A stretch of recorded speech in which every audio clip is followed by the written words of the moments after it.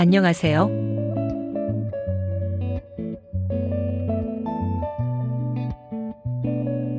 이번 학기 교육 철학 및 교육사 강의를 맡은 강영순입니다.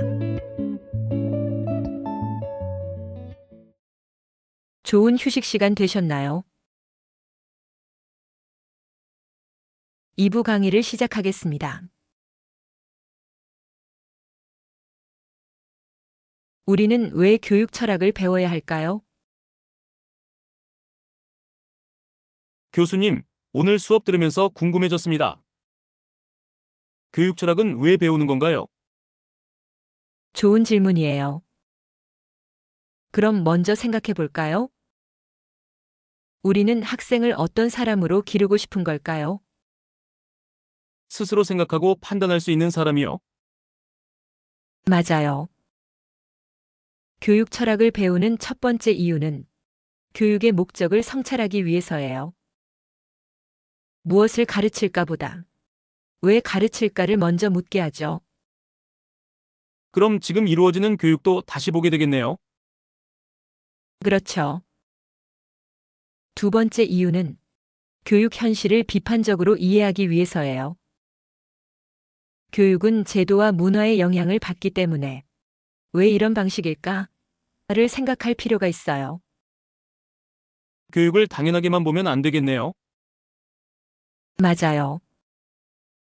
그리고 세 번째 이유는 미래 교육의 방향을 모색하기 위해서예요. 기술은 방법을 알려주지만 삶의 방향까지 제시하지는 못하거든요. 결국 사람이 중심이 되어야 한다는 말이군요. 네. 그래서 교육 철학은 교육의 방향을 생각하게 하는 기준이 된답니다. 이제 왜 배우는지 알 것 같습니다. 앞으로 더 고민하면서 들어보겠습니다. 먼저 철학의 개념에 대해 살펴보겠습니다. 철학이란 무엇을 말하는 것일까요? 철학이란 인간 존재의 의미를 성찰하는 활동이며 삶과 분리될 수 없습니다. 우리는 일상 속에서 끊임없이 왜 살아야 하는가? 왜 꼭 이렇게 해야 하는가? 와 같은 근본적인 질문을 던집니다. 이러한 질문에 대한 답을 찾으려는 과정이 바로 철학적 사고입니다. 철학적 사고는 단순한 관습이나 사회적 요구에 얽매이지 않고 보다 근본적인 진리를 탐구할 수 있게 합니다. 삶에서 철학이 필요한 이유는 다음과 같습니다. 첫째, 삶의 본질을 이해하고 의미를 찾을 수 있습니다. 인간은 본능적으로 자신의 존재 이유를 탐색하며 철학을 통해 자신의 삶을 보다 깊이 있게 이해할 수 있습니다. 철학적 성찰을 통해 우리는 단순히 주어진 삶을 수동적으로 받아들이는 것이 아니라 자신의 삶을 능동적으로 설계할 수 있습니다. 둘째, 비판적 사고 능력을 기를 수 있습니다. 철학을 배우면 맹목적인 신념에서 벗어나 합리적인 판단을 내릴 수 있으며 사회에서 주어진 정보들을 비판적으로 분석하고 올바른 선택을 할 수 있습니다. 셋째, 다양한 삶의 문제에 대한 통찰력을 제공합니다. 철학을 배우면 다양한 사상과 가치관을 이해하고 이를 통해 더 나은 해결책을 모색할 수 있습니다. 결국 철학은 단순한 학문이 아니라 삶을 살아가는 방식 그 자체입니다. 철학을 배운다는 것은 단순히 이론을 익히는 것이 아니라 자신의 삶을 반성적으로 바라보고 더 나은 방향으로 나아가기 위한 사고의 도구를 갖추는 것입니다. 그렇기 때문에 우리는 철학을 배우고 철학적 사고를 지속적으로 실천해야 합니다. 아래의 철학자들의 관점을 통해 철학에 대해 알아보도록 하겠습니다. 서양 철학에서는 생각하는 인간에 대해 어떻게 설명하였을까요? 철학자 데카르트는 나는 생각한다 그러므로 나는 존재한다 라는 유명한 말을 남겼습니다. 그는 철학적 탐구를 위해 모든 것을 의심해 보기로 했습니다. 예를 들어 우리가 불 옆에 앉아 있다고 느낀다고 해도 사실은 꿈을 꾸고 있는 것일 수도 있습니다. 감각은 종종 우리를 속이기 때문에 우리가 보고 듣고 느끼는 것들은 모두 의심할 수 있다고 생각했습니다. 그렇다면 수학적 진리는 어떨까요? 수학은 논리적인 체계를 가지고 있지만 우리는 때때로 계산을 틀릴 수도 있습니다. 그렇다면 완전히 확실한 것은 무엇일까요? 데카르트는 모든 것을 의심하려 해도 그 의심을 하고 있는 나라는 존재 자체는 부정할 수 없다고 보았습니다. 즉, 내가 존재하지 않는다면 의심조차 할 수 없기 때문입니다. 그래서 그는 나는 생각한다, 그러므로 나는 존재한다 라는 결론을 내렸습니다. 이러한 결론을 이끌어낸 깊은 내면에는 인간의 본질이 육체보다 정신에 있다는 데카르트의 생각이 담겨 있습니다. 우리가 보고 듣고 느끼는 모든 것조차도 생각의 일부이며 생각하는 것이야말로 인간을 구성하는 가장 중요한 요소입니다. 그는 정신이 언제나 존재하며 깊이 잠든 동안에도 생각을 멈추지 않는다고 믿었습니다. 결국 데카르트의 철학은 우리가 확실하다고 믿는 것조차도 한 번쯤 의심해보고 오직 의심할 수 없는 근본적인 진리를 찾아야 한다는 점을 강조합니다. 그리고 그 진리는 바로 생각하는 나의 존재라는 것입니다. 동양 철학에서는 생각하는 인간에 대해 어떻게 설명하였을까요? 동양 철학자 장자는 꿈을 통해 존재의 본질에 대해 고민했습니다. 그는 어느 날 꿈에서 나비가 되어 자유롭게 하늘을 날았습니다. 꿈속에서 그는 자신이 장자인지조차 몰랐고 그저 나비가 되어 즐겁게 날아다녔습니다. 하지만 꿈에서 깨어난 후 그는 스스로에게 물었습니다. 나는 정말 장자인가? 아니면 사실 나비였는데 지금 장자가 된 것이 꿈일 뿐인가? 장자는 이 경험을 통해 현실과 꿈의 경계를 의심하게 되었습니다. 우리가 살고 있는 이 현실이 정말 확실한 것인지, 혹시 또 다른 꿈일 수도 있는지 고민한 것입니다. 이는 존재의 본질에 대한 철학적 질문으로 이어집니다. 우리는 과연 누구이며 우리가 경험하는 세계는 진짜일까요? 서양 철학에서는 경험을 중요하게 여기는 철학자가 있었습니다. 로크는 모든 지식은 경험에서 비롯된다고 주장했습니다. 그는 인간의 정신을 처음에는 아무것도 쓰여 있지 않은 백지로 보았습니다. 그러면 우리가 알고 있는 모든 것은 어디서 온 것일까요? 로크는 우리가 보고 듣고 만지고 느끼는 경험을 통해 지식을 쌓아간다고 설명했습니다. 이처럼 동서양 철학 모두 인간이 경험하는 세계에 대해 깊이 고민했습니다.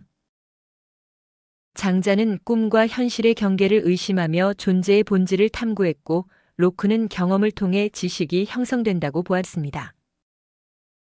결국 철학은 우리가 살아가는 세상을 어떻게 이해해야 할지 고민하는 학문이라 할 수 있습니다. 칸트는 인간은 배움이 가장 필요한 존재라고 보았습니다. 칸트는 철학을 단순히 배우는 것이 아니라 스스로 철학하는 방법을 익히는 철학한다는 동사로 설명하였습니다. 즉, 철학은 단순한 지식이 아니라 생각하는 활동 자체가 중요하다는 것입니다. 우리의 삶과 철학은 깊이 연결되어 있습니다. 하지만 철학자들은 일상의 문제를 단순히 있는 그대로 다루지 않습니다. 대신 그 문제의 핵심을 파악하고 깊이 있는 개념과 논리를 사용하여 본질적인 질문을 던집니다. 예를 들어, 우리는 행복이란 무엇인가? 라는 질문을 할 수 있습니다. 일반적으로는 돈, 사랑, 성공 같은 요소를 떠올릴 수 있지만 철학자들은 행복의 본질이 쾌락인가, 도덕적인 삶인가, 아니면 인간의 목적과 관련이 있는가 등의 근본적인 차원에서 고민합니다. 이처럼 철학자들은 일상 속에서 본질적인 의미를 찾고 이를 깊이 탐구하는 방식으로 사고합니다. 이러한 사유의 깊이와 방식이 일반적인 생각과 철학적 사고의 차이라고 할 수 있습니다. 결국 철학은 단순한 지식이 아니라 세상을 더 깊이 이해하고 스스로 생각하는 방법을 배우는 과정입니다. 여기까지 철학의 개념에 대해 살펴보았습니다. 다음으로 교육 철학의 개념에 대해 살펴보겠습니다.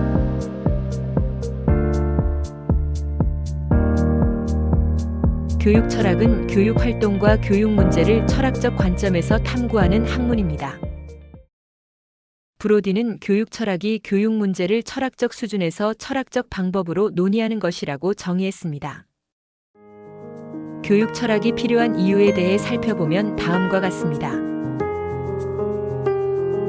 정영근에 따르면 교육 철학은 교육의 근본적인 문제를 탐구하고 새로운 교육의 방향을 모색하는 과정입니다.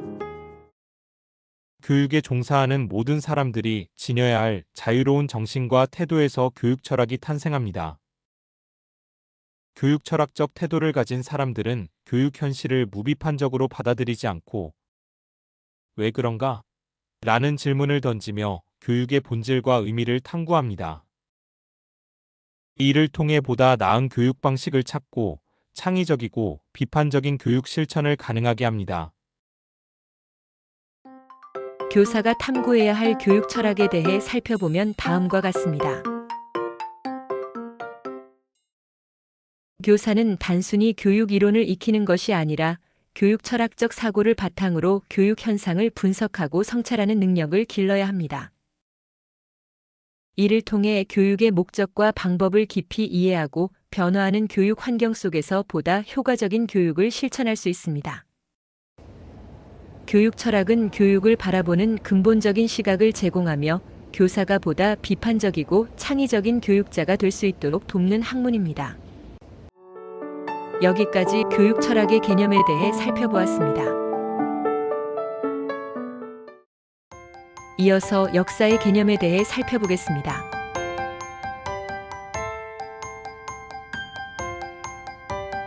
역사는 과거에 일어난 인간의 행동과 사건을 의미합니다. 하지만 모든 과거가 역사가 되는 것은 아닙니다. 단순한 일상적 사실, 예를 들어 내가 어느 날 아침 무엇을 먹었는지, 몇 번 버스를 탔는지 등은 과거의 기록이 될 수 있지만 역사적 사건으로 남지는 않습니다. 반면 소크라테스가 독배를 마신 사건, 안중근 의사가 이토 히로부미를 사살한 사건 등은 그 의미의 중요성 때문에 역사로 기록됩니다. 역사는 의미 있는 사건을 선택하여 기록하는 과정이며 단순한 과거의 나열이 아니라 해석과 의미 부여가 포함된 것입니다. 그렇다면 역사의 기록은 객관적 기록일까요? 주관적인 기록일까요? 역사는 단순한 연대기나 사실의 집합이 아니라 역사가의 해석이 개입된 기록입니다. 과거의 모든 사실이 기록되는 것이 아니라 역사가가 어떤 사건을 역사적 사실로 선택하고 해석하는 과정을 거칩니다. 이때 역사가의 주관이 개입될 수밖에 없습니다. 역사를 연구하는 사람들은 자신의 시대적 배경, 가치관, 연구 목적에 따라 같은 사건을 다르게 바라볼 수 있습니다. 즉, 역사는 현재적 관점에서 과거를 해석하는 학문입니다. 크로체는 이에 대해 역사는 실제로 반영하는 것은 현재의 요구와 현재의 상황이며 과거의 사건은 현재의 시각 속에서 메아리칠 뿐이다. 라고 말했습니다. 그렇다고 해서 역사가 완전히 주관적인 것이 되어서는 안 됩니다. 역사는 주관적인 해석을 포함하지만 동시에 사실에 대한 객관성을 유지하려는 노력이 필요합니다. 시간, 지명, 인명 등 변할 수 없는 요소들은 기록에 남아야 하며 근거 없는 해석은 역사적 사실로 인정되지 않습니다. 하지만 완전히 객관적인 역사란 불가능하며 순수한 사실만을 기록하는 것은 연대기나 연감에 가깝습니다. 역사를 연구하는 이유에 대해 살펴보면 다음과 같습니다. 역사를 연구하는 목적은 단순히 과거를 아는 것이 아니라 현재를 이해하고 미래를 대비하기 위해서입니다. 과거의 사건들은 단순한 기록이 아니라 오늘날 우리가 어떤 선택을 해야 하는지, 어떤 방향으로 나아가야 하는지를 알려주는 지침이 됩니다. 나는 지금 무엇을 해야 하는가? 나는 어떤 사람이 되어야 하는가? 이러한 질문에 대한 답을 찾기 위해 우리는 역사를 연구합니다. 과거의 경험을 통해 어떤 행동이 옳았고 어떤 선택이 잘못되었는지 배우며 이를 통해 현재와 미래의 방향을 결정할 수 있습니다. 역사는 단순한 과거의 기록이 아니라 현재와 미래를 위한 살아있는 학문입니다. 여기까지 역사의 개념에 대해 살펴보았습니다. 이어서 교육사의 개념에 대해 살펴보겠습니다. 교육사를 배우는 것은 과거의 교육을 오늘의 관점에서 살펴보며 우리가 무엇을 해야 하고 무엇을 하지 말아야 할지를 고민하는 과정입니다. 단순히 과거의 교육을 나열하는 것이 아니라 교육이 어떤 사회적, 문화적 상황 속에서 이루어졌으며 그것이 현재의 교육과 어떤 연관이 있는지를 분석하는 것입니다. 교육사는 다음과 같은 두 가지 측면에서 과거의 교육을 연구합니다. 첫째, 사회적 힘과 교육의 관계를 분석합니다. 교육은 사회적, 정치적, 경제적 힘과 밀접한 관련이 있습니다. 시대와 사회에 따라 교육의 목표와 방식이 달라지며 교육을 통해 사회가 변화하기도 합니다. 둘째, 당시의 문화적 배경 속에서 특정한 교육이 이루어진 이유를 탐색합니다. 각 시대의 교육 방식이 왜 그러한 형태를 띠었는가? 당시의 철학, 종교, 정치, 경제적 요인이 교육에 미친 영향을 분석합니다. 과거의 교육적 경험을 현재의 교육과 문화적 상황에 비추어 봅니다. 역사 속에서 밝혀진 교육의 특징과 원리를 현대 교육에 적용합니다. 이를 통해 우리가 반드시 지켜야 할 교육적 가치와 피해야 할 오류를 확인합니다. 따라서 교육사는 과거와 현재가 대화할 수 있도록 연결하는 다리 역할을 하며 교육의 방향성을 모색하는 데 중요한 기초가 됩니다. 사회적 힘이란 무엇을 말하는 걸까요? 다음으로 사회적 힘에 대해 살펴보겠습니다. 사회란 사람들이 모여 사는 공동체이며 특정한 공간과 시간, 역사적 맥락 속에서 형성됩니다. 사람들이 모여 살아가면서 서로 영향을 주고받는 힘이 바로 사회적 힘입니다. 사회적 힘은 개인과 개인, 개인과 집단, 집단과 집단 간의 상호작용을 통해 형성되며 사회를 변화시키고 계층 구조를 형성하는 데 영향을 줍니다. 이러한 힘이 제도화되면 다양한 형태로 나타나게 되는데 대표적인 사회적 힘의 유형은 다음과 같습니다. 경제적 힘은 자본과 노동의 관계, 생산과 소비의 구조로부터 창출되는 힘입니다. 정치적 힘은 권력과 제도, 정부와 법률에 의해 사회를 통제하는 힘입니다. 종교적 힘은 신념과 가치, 종교적 가르침과 관습으로부터 생겨나는 힘입니다. 교육적 힘은 지식과 학습, 교육의 기회와 형식으로부터 만들어지는 힘입니다. 사회적 신분 집단의 힘은 계층과 신분, 사회적 역할에 의해 구성된 집단의 힘입니다. 교육사에서는 이러한 사회적 힘들이 교육에 어떻게 영향을 미쳤는지, 그리고 교육을 통해 사회가 어떻게 변해왔는지를 분석합니다. 예를 들어 고대 사회에서 귀족과 평민의 차이를 결정짓는 중요한 요소가 혈통과 교육이었다는 점에서 알 수 있듯이 교육의 보편화를 주장한 사람들은 결과적으로 교육을 사회적 힘으로 활용하여 사회 구조의 변화를 촉진한 셈입니다. 문화란 무엇을 말하는 걸까요? 다음으로 문화의 개념에 대해 살펴보겠습니다. 문화란 사회 구성원들이 생각하고 느끼고 행동하는 모든 것과 그 결과를 포함하는 개념입니다. 김인회는 이를 다음과 같이 설명합니다. 문화라 할 때에는 그 초점을 사람의 풍습에 두고 사회라 할 때에는 초점을 그 풍습을 행하는 사람에다 둔다. 문화는 학습되고 공유되는 행동 및 행동 결과와의 통합된 형태입니다. 즉, 문화는 사회 속에서 사람들에게 영향을 미치며 개별적인 요소들을 넘어 하나의 체계로 형성됩니다. 문화는 크게 세 가지 측면으로 설명할 수 있습니다. 문화는 인간이 타고난 본능적 행동을 제외한 사회 속에서 배운 모든 학습된 행동을 포함합니다. 문화는 물질적 생산물 기술, 건축 등뿐만 아니라 지식, 가치관, 예술, 종교 등 정신적 산물도 포함됩니다. 이것은 행동의 결과입니다. 문화는 개별 요소의 단순한 합이 아니라 서로 영향을 주고받으며 하나의 체계를 이루는 통합된 형태입니다.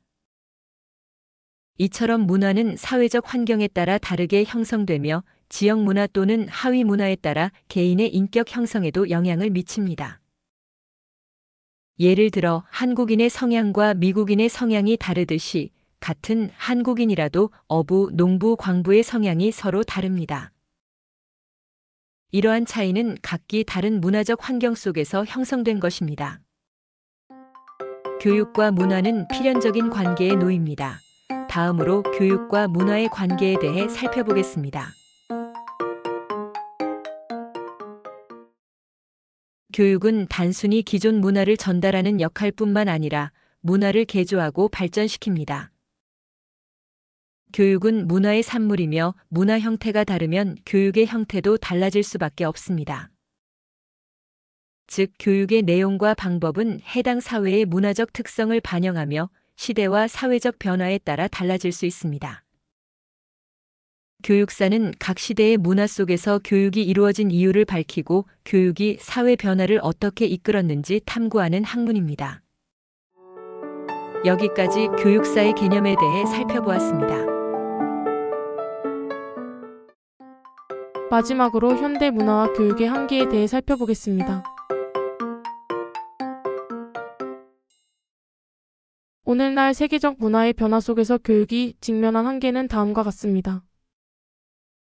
첫째, 기계 문명의 발달입니다. 자동화와 디지털 기술의 발전으로 인간의 역할은 제한적입니다. 둘째, 복잡한 사회 구조입니다. 글로벌화, 다문화 사회적 변화로 교육의 다양성이 요구됩니다.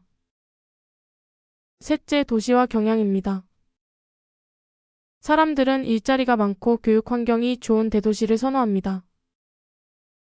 넷째, 직업의 전문화와 조직화입니다. 교육의 초점이 특정 기술이나 분야의 지식에 치중되었습니다. 다섯째, 개인의 창의성 상실입니다.